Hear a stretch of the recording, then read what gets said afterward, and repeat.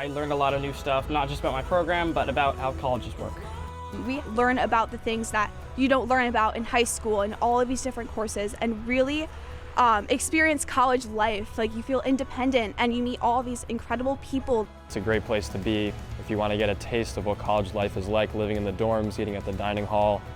It's all brand new to me, so it's really good to learn with all these other people that are in the same boat.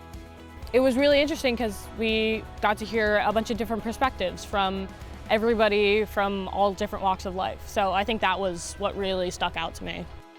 All the classes, the leadership sessions, and the different activities that we've done really changed my view of liberal arts colleges.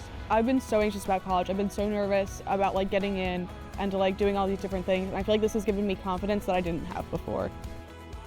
Going to a small liberal arts school like Vassar, it felt very close-knit, and I really liked that feeling of community and connecting with others, and everyone feels like a family because it is so small. So I think I definitely am going to apply to more liberal arts schools, including Vassar.